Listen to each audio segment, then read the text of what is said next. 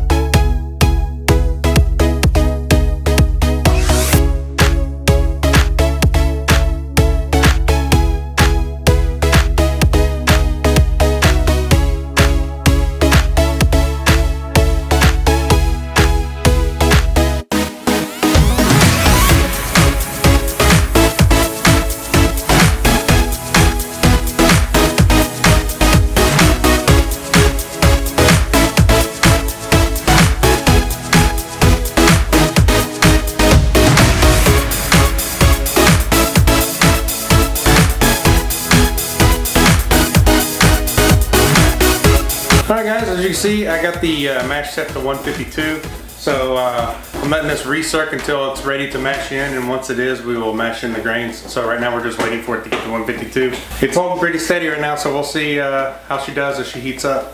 So let's wait until it's temp and then we'll mash in.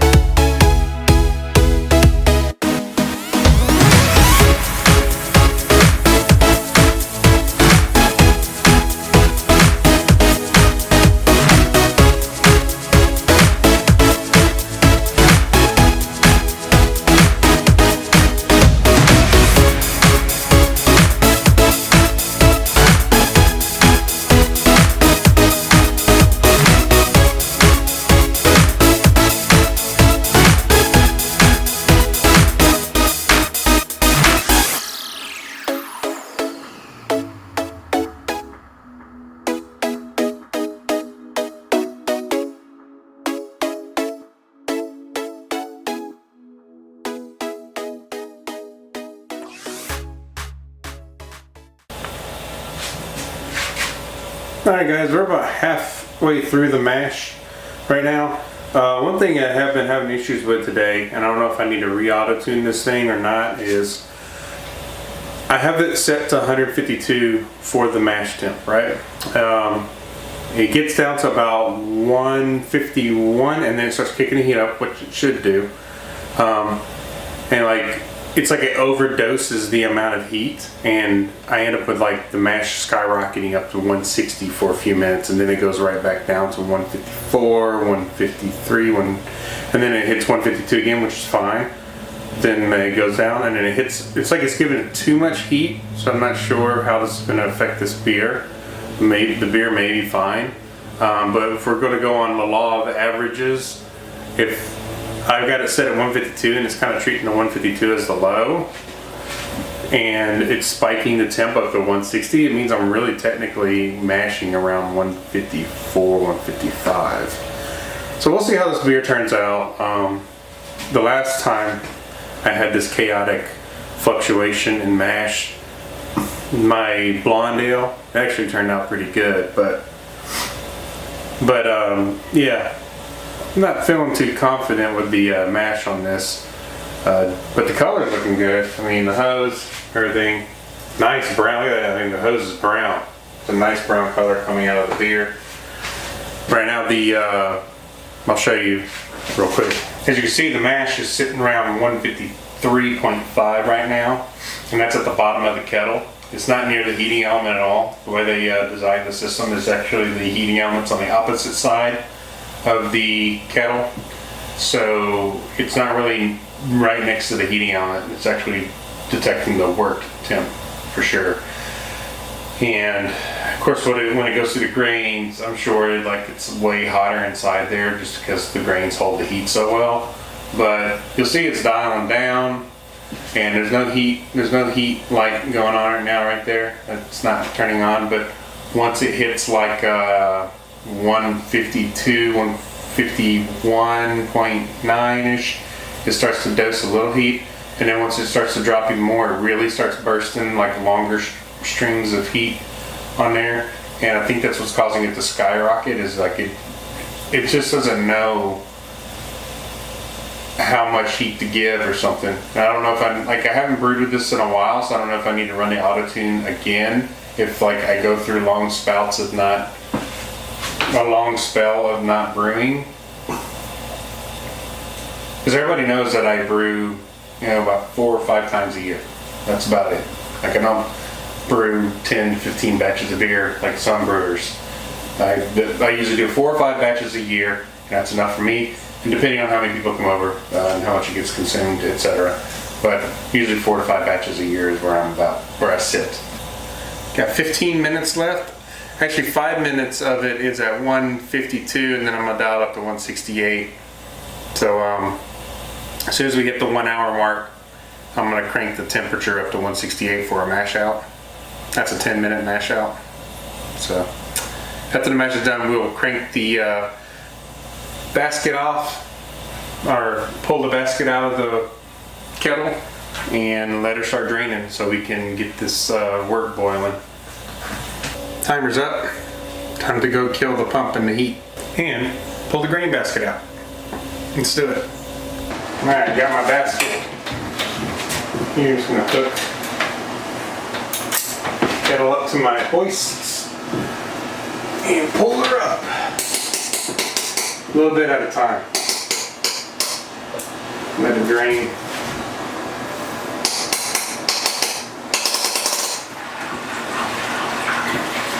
I don't want to pull it up all at once because I don't want to put too much weight on my hoist than necessary. So if I let this liquid drain out some as I hoist, it's less strain on my hoist.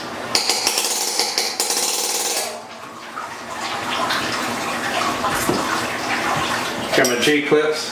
What I'm actually going to do is I want to set this up where my basket leans.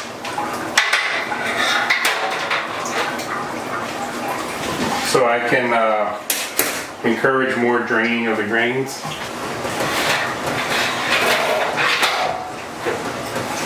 I like to angle it like that because I don't have a big enough kettle on the ground or anything to collect this.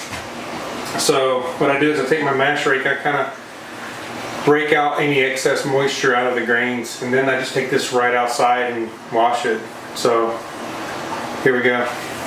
What I'm doing here is I'm just raking these grains a little bit to get any excess moisture out of them, and just kind of squeezing them a little bit.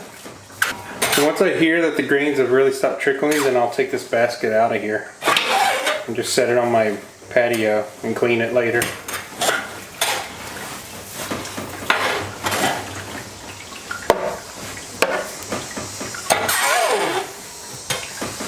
But I listen for any trickling to stop. Once the trickling has stopped, then I know that I can take the basket off and continue with the boil. Alright guys, I got the exhaust fan going to pull the steam out of the room, and I got my little hop sock in here, or hop spider if you will, and we're just waiting for this to get the boil. We'll be adding our Centennial hops here in just a few minutes once this thing's boiling, and we'll be rocking and rolling. Alright guys, we are officially at boil, so I'm going to go ahead and add my ½ ounce of Centennial.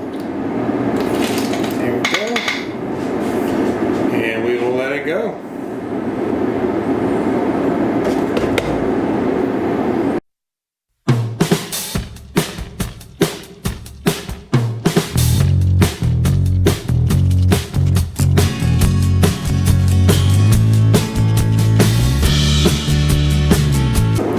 Guys, I need to add in my 15 minutes till flame out edition here. This is ½ an ounce of East Kent Goldings and ½ an ounce of Centennial.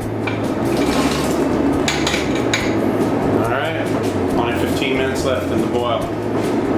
Alright guys, I went ahead and killed the heat. I'm going to go ahead and add my flame out hop edition, just let it stand for a little bit, and we'll get this cooled down.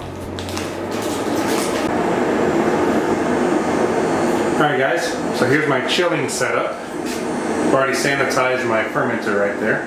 Ready to go, ready to be connected to the stasis. So I'll keep the stasis under my table. Have a fermenter there, and if I wanted to add a secondary fermenter, I'll just add it on that side. So let's talk about this for a minute. So I've got my hot wort coming out, going into the chiller, or into the pump, from the pump over to the chiller, into the chiller, out, and back into the kettle. I'm doing my hop stand right now for my flame out hops, so I'm going to have the wort just kind of pump through them for a few minutes, and at the same time sanitizing my chiller. And then I've got my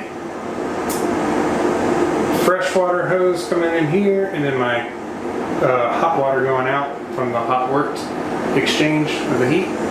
So it's time to cool this bad boy down. I'm going to pump it in the fermenter, and then we can look at the gravity as well. So I'm going to go ahead and get this thing cooled down and take a gravity sample as well.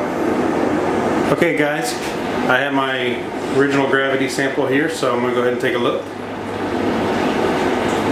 We're at 1057, so that means that I'm actually 3 points over what I expected to get gravity wise on this beer. It's recirculating through everything, the chiller and all, just sanitizing all my hoses. I'm about to cool her down and put it in the fermenter. So that's the end of this brew session. So overall, I think it's going to be a good beer. It smells good. I tasted a little sample of the wort. It's very sweet. It's going to be really, really good. So anyways, thanks for tuning in on this episode. And I'm going to get this beer into the fermenter and chill it. And I'll pitch the yeast once it's at the right time. Alright guys, there she is. All put away and got all the little gadgets and doodads hooked to it. Got my chiller input going in there and my output on this side. I haven't pitched the yeast yet, but you can see that in a matter, well, when I chilled this wort, it was at like 85 degrees into the fermenter. About 15 minutes later, it's down to 67. And I have this chiller set to 68 degrees, And yeah, I know that one thing I'm disappointed with on this chiller is the front label or panel piece is peeling up. Lost focus for a second there. It's peeling up, and they sent me some double-sided sticky stuff, and it still looks like crap. So I may try something else later to fix that, make it look better. But overall, the stasis has worked well, man. Other than little things like that, it definitely keeps my work nice and cold. But I'm all cleaned up. Got the kettle all washed up and letting everything kind of air dry now. Hoses are all washed and sanitized, and got my smack pack there, waiting for it to inflate, and just got all my other stuff up here just for next round, which will be probably next weekend. I'm going to brew a bourbon barrel stout next, so I'll be running 2 fermenters off of this cooling system here soon, and we'll see how that goes. So anyways, guys, that's a wrap. So I'll do a video here soon talking about this beer and how it turned out. I think it'll be good. I'm hoping it'll be good. But I'm going to kick the air conditioner on here and keep this room at about 70 degrees while this beer ferments. So cheers, and thank you for joining me on this brew.